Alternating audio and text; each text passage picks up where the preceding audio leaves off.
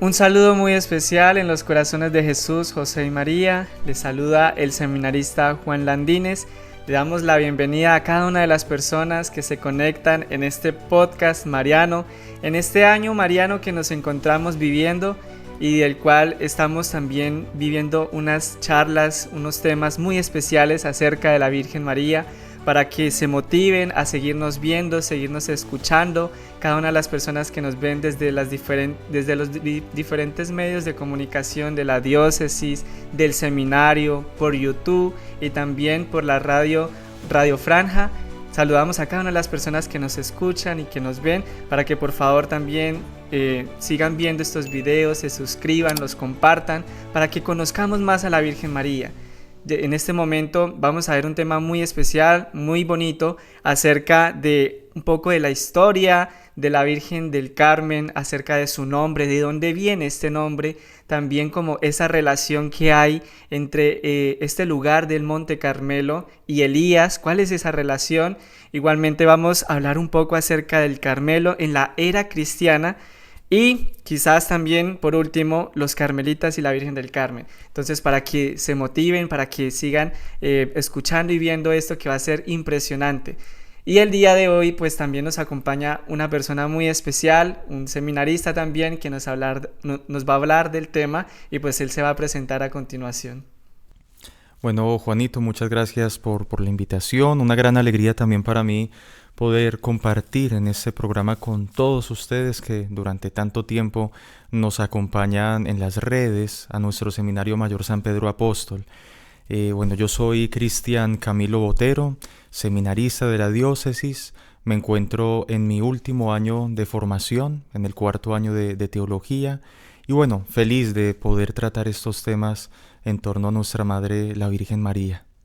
Qué bueno, Cristian. Entonces, para ir continuando con los temas que hemos visto así rápidamente, hemos hablado acerca de la Virgen María en el inicio, pues en las Sagradas Escrituras, en el Antiguo Testamento, en el Nuevo Testamento, luego qué nos han dicho los padres de la Iglesia acerca de la Virgen María, asimismo qué nos dice también el magisterio de la Iglesia, documentos que hay escritos de los papas, lo que nos enseña acerca de la Virgen María, y asimismo pues también lo que nos habla el catecismo de la Iglesia Católica.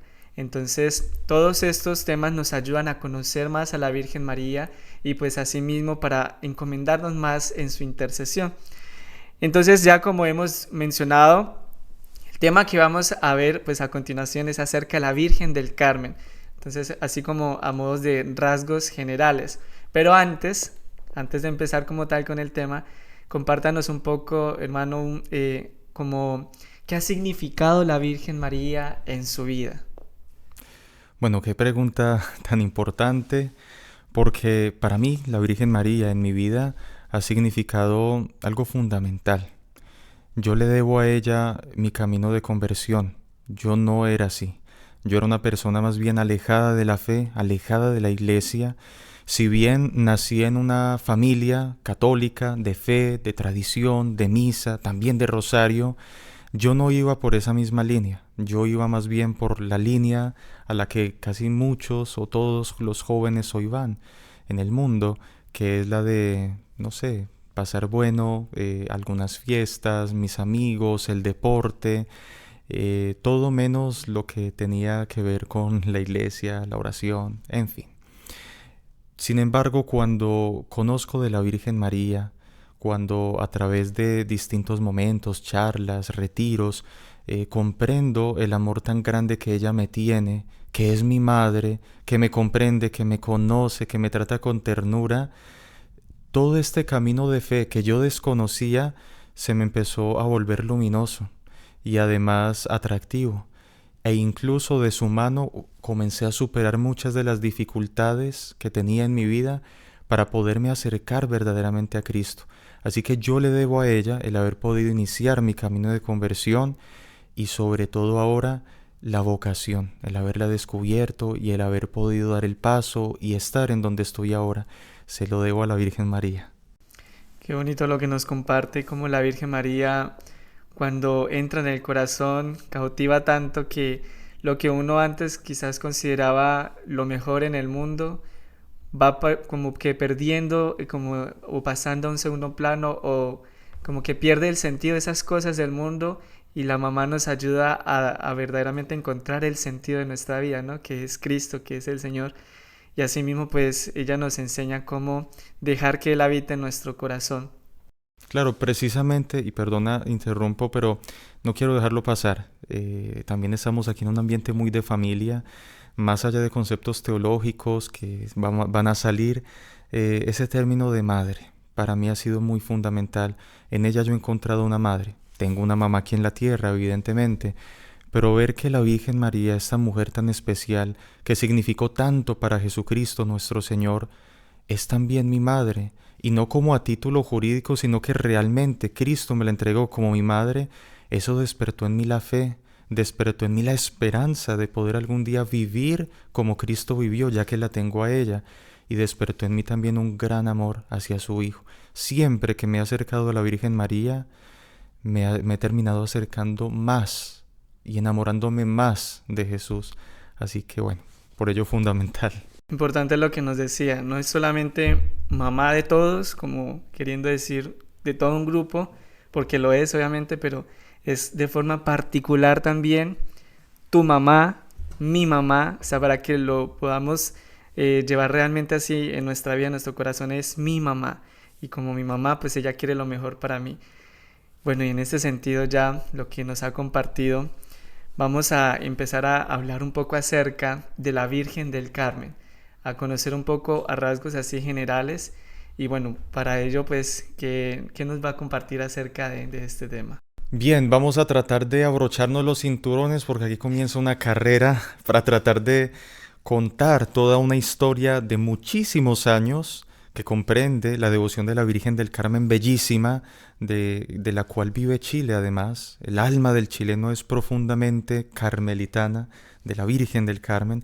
Así que es una historia apasionante, pero también un poco larga. Vamos a tratar de resumirla lo más posible para que podamos ver cada uno de esos detalles hermosos que está detrás de la historia de la Virgen del Carmen. A ver, en primer lugar, yo creo que es importante también decirlo, que todas las advocaciones con que el pueblo católico venera a la Virgen María se refieren siempre a la misma mujer, aquella que en su vientre fue encarnado el Hijo de Dios y luego lo dio a luz como su madre. Aquella mujer, María, es la misma mujer a la cual se refieren todas y cada una de las advocaciones que hay en la iglesia. La Virgen del Carmen, de la cual estamos hablando ahora, la Virgen de Guadalupe, la Virgen de Lourdes, de Fátima, es la misma mujer, pero que se presenta de formas distintas. ¿Y a qué van estas formas distintas o como llamamos advocaciones? Bueno, cada una de esas advocaciones destacan algún aspecto de la Virgen María y a su vez iluminan algún aspecto en particular de la vida de Cristo.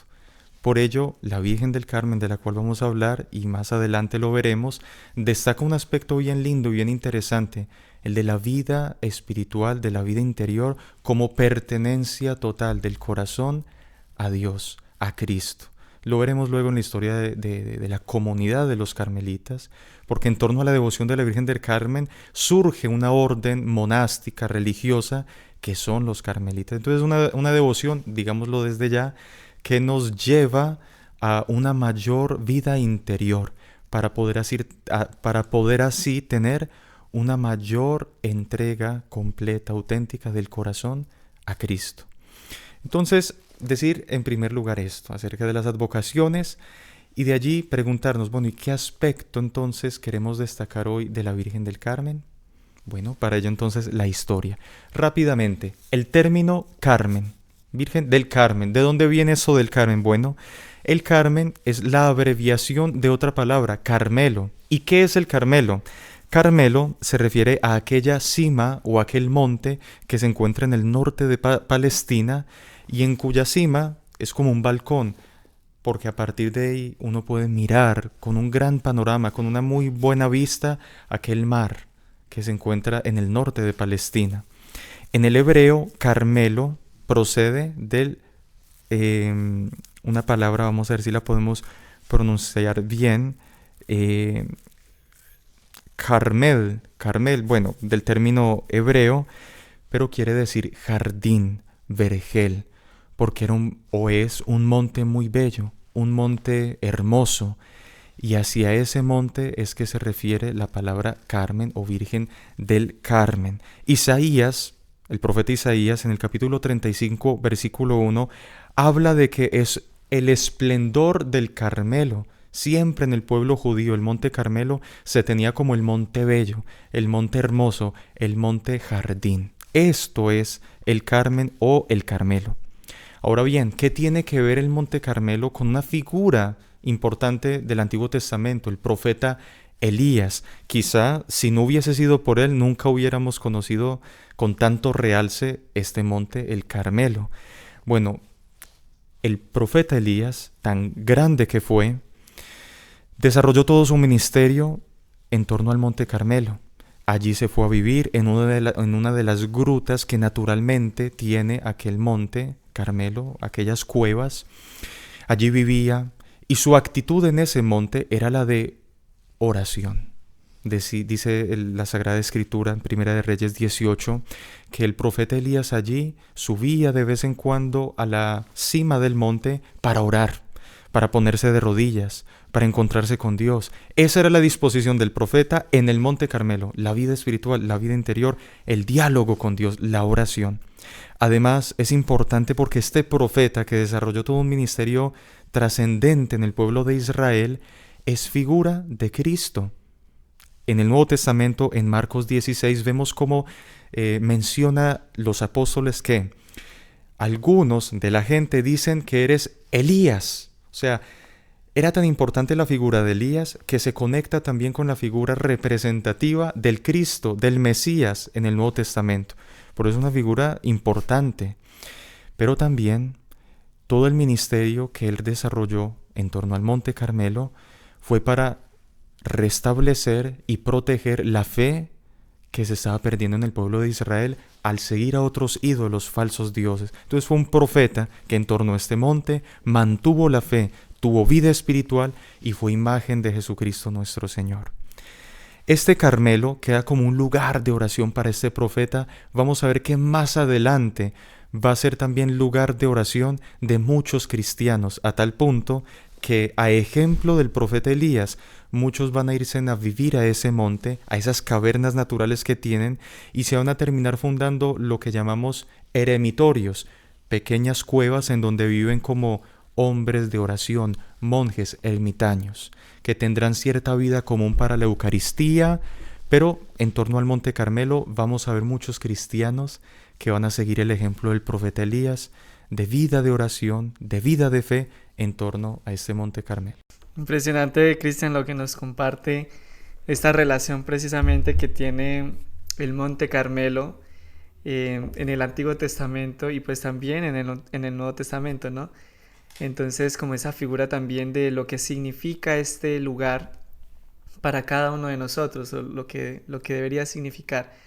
Y lo que va pues también asimismo como aquel Monte Carmelo, ese lugar de oración y ese encuentro pues con Dios que tenía Elías en el momento en que oraba y esa disposición constantemente, lo que va a significar más adelante después precisamente para esta comunidad, ¿no? Que va a ser también una comunidad en la cual se dé esa disposición, en el cual se dé ese encuentro con el Señor. Entonces vemos cómo en la historia se relaciona todo esto con lo que hace el Señor, mejor dicho, que no es algo que se dé solamente, o bueno, este nombre no es que se dé a partir de que sucede lo de pues San Simón Stock, que ya se mencionará después, sino que hay toda una historia y es lo bonito, ¿no? Como el Señor va preparando todo para pues darnos como ese mensaje y lo que Él quiere darnos a conocer por medio pues de esta comunidad. Precisamente, y es muy interesante lo que acaba de decir usted, y es como toda la prehistoria que tiene la devoción a la Virgen del Carmen y luego también la comunidad de los carmelitas. Estamos hablando del profeta Elías, Antiguo Testamento, muchísimos años, cientos de años antes de Cristo, y desde allí podemos hablar de los orígenes de la devoción de la Virgen del Carmen y también de esta comunidad, de esta orden de los carmelitas. Lo vamos a dejar más claro en este punto. El Carmelo en la era cristiana Bueno, ya fue el Carmelo en la era del profeta Elías, Antiguo Testamento, ahora viene Cristo, era cristiana. Más o menos ubiquémonos en el siglo V y VI, cuando Europa, lo que hoy conocemos como Europa, ya está siendo cristianizada, aparece San Benito, los monjes, pero particularmente van a haber algunos cristianos de Occidente que quieren viajar a Tierra Santa, a Jerusalén, a los lugares donde Cristo pasó su vida. Y estos cristianos que iban en peregrinación, muchos de ellos quisieron quedarse viviendo allí, en la tierra de Jesús. ¿Y de qué manera? Varios encontraron el ejemplo de Elías, como decía hace un momento, y así es como se quedan viviendo en Tierra Santa, particularmente en el Monte Carmelo, en esas cuevas, y se fundan los eremitorios. Tiempo después, cuando llegan los musulmanes, invaden Tierra Santa, toda esta dificultad, siglo XII, más o menos siglo XII o XIII, cuando empiezan las cruzadas para tratar de recuperar la Tierra Santa, muchos más cristianos de Occidente que viajan a Tierra Santa para tratar de recuperarla, terminan optando por quedarse viviendo allí, con un fin de penitencia, de oración, de estar cerca de la tierra de Jesús, y crece la población de cristianos viviendo en el Monte Carmelo con un fin de vida religiosa, monástica, de oración, a tal punto que aunque no había alguno como fundador de lo que llamaríamos una comunidad en el Carmelo, llega el momento en que hay que poner regla, hay que poner norma. Ya son muchos los que viven en ese monte, en vida de oración, en vida de Eucaristía, pero hay que poner como reglas porque ya son muchos. Y es así como deciden varios de ellos en el siglo XII-XIII acudir al patriarca de Jerusalén, que en aquel entonces, llamado Abelardo, en el 1206, siglo XIII, le piden, por favor, ayúdenos a escribir una regla, un modo de vida, porque hasta el momento las reglas que existían en la época, la de los franciscanos, la de los dominicos, como que no se acoplaba a lo que ellos venían viviendo y aspiraban a vivir en ese carisma. De tal modo que en el 1214 ya este patriarca les tiene su regla escrita, con la cual termina fundándose la orden que hoy conocemos como los carmelitas. Y allí viven con su carisma y, ojo, desde los inicios con una devoción mariana muy fuerte, de tal manera que luego de haber sido así reconocidos por la Iglesia, fundan una gruta a la Virgen en el Carmelo y la revisten de un manto marrón semejante al hábito que utilizaban. Es como las imágenes que tenemos de la Virgen del Carmen. Y así es como se constituye la comunidad de los carmelitas y tiempo después, brevemente, surge lo que usted dijo hace un momento, San Simón Stock, como uno de los superiores generales de la orden en el 1246. Y él tiene una preocupación, y es porque, como nuevamente los musulmanes están apoderándose de Tierra Santa, el riesgo de que les toque salir es inminente, y de hecho van a salir, van a tener que irse hacia Europa, pero va a convenir. Se difunde la comunidad y se difunde también la devoción de la Virgen del Carmen. Este hombre en aquel entonces, viendo el riesgo de la comunidad se disperse, ve en la devoción a la Virgen María un factor esencial para que se mantenga en la historia la comunidad. Y orando a la Virgen del Carmen de qué modo realizar este acto de que ella quede marcada en el corazón del carmelita, se le aparece en el 16 de julio del 1251 y le entrega el escapulario. Ese escapulario que muchos de nosotros portamos, que en sus inicios era un manto café cruzado, como lo utilizan los religiosos, que luego se simplificó para que todo laico pudiera también utilizar, y es como el que todos tenemos. La Virgen se lo entrega y con él ella le promete proteger a la comunidad de los carmelitas y a todo aquel que utilizara el escapulario que ella le entregaba allí. Y con unas muy bellas palabras que quiero brevemente leer, le promete la Virgen: recibe, amado hijo, este escapulario para ti y para tu orden, en prenda de mi especial benevolencia y protección, que sirva de privilegio a todos los carmelitas. Por este distintivo se han de conocer mis hijos y mis siervos. En Él te entrego una señal de predestinación y una garantía de paz y de alianza eterna, con tal que la inocencia de la vida corresponda a la santidad del hábito o del escapulario que te entrego. Ojo, el que tuviere la dicha de morir con este especial signo de mi amor, no padecerá el fuego eterno, y por singular misericordia de mi Hijo, gozará de la vida eterna. Una promesa grandísima de protección y de entrega de la vida eterna a aquel que porte el santo escapulario. Se lo entrega entonces la Virgen María a San Simón Stock para su orden y para todo aquel cristiano devoto de la Virgen María que lo quisiera llevar en su corazón. Entonces, así como que muy brevemente he retratado la historia del Carmelo, la historia de la Virgen del Carmen y también del escapulario que tiene que ver con ellos. De esa forma es como más adelante también a nuestro país Chile va a llegar la Virgen del Carmen, a la cual tan grande devoción se le ha de tener. Bueno, Cristian, y ya habiendo compartido un poco lo que vivió San Simón Stock con la Virgen María, ese encuentro pues especial y personal con ella, quisiera también preguntarle, bueno, en lo que ha llevado de su vida también, ¿ha tenido como algo que usted diga, qué bonito esto que viví, sentí la presencia de la Virgen María, ya sea forma personal suya o que vio en alguna otra persona que le contó?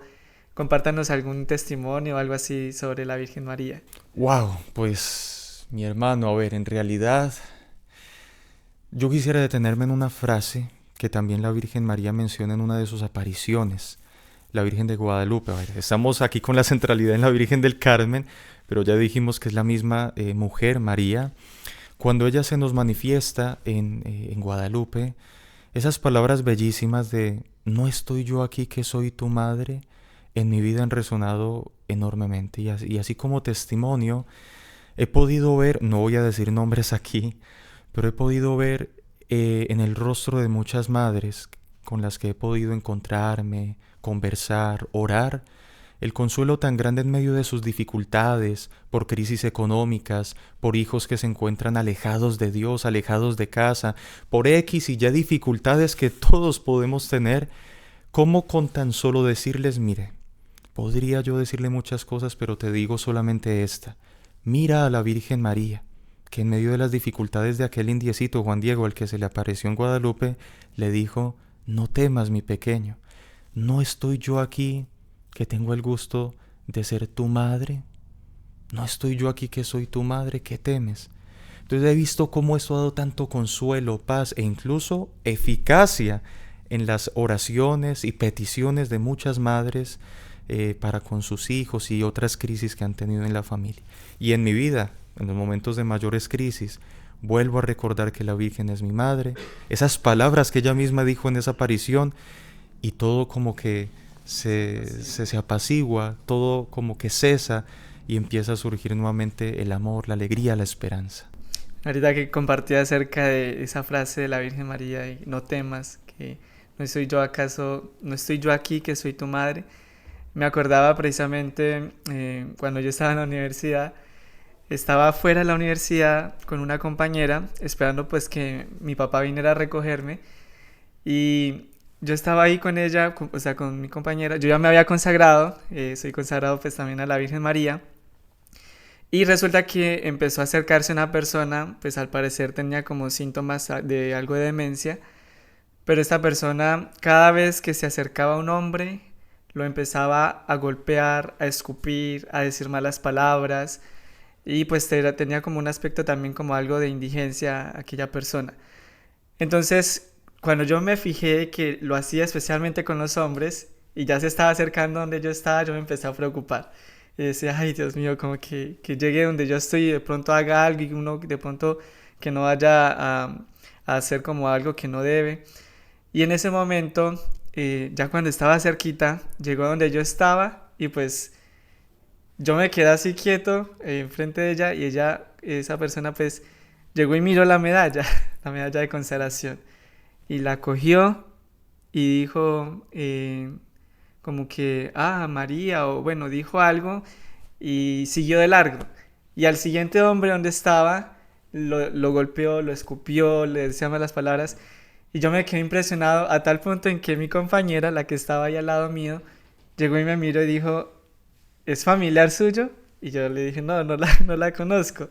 Entonces ahí nos damos cuenta cómo la Virgen María está presente y bueno, ahí la persona no me miró a mí, sino la miró a ella y que ella realmente cuida a cada uno de sus hijos. Y con esto pues hacemos la invitación a cada una de las personas que nos están escuchando, que nos están viendo.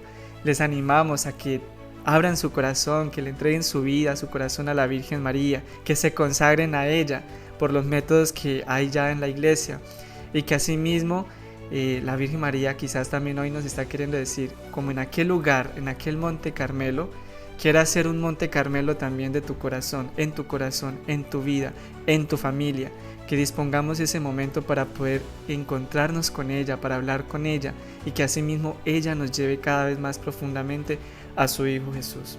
Y ya para terminar, Cristian, algunas palabras ya de despedida. Que se dejen amar de la Reina del Cielo. Ella es nuestra Madre y podemos plenamente confiar en ella. Dios los bendiga y que el Señor les acompañe siempre y la Virgen María los cubra bajo su manto.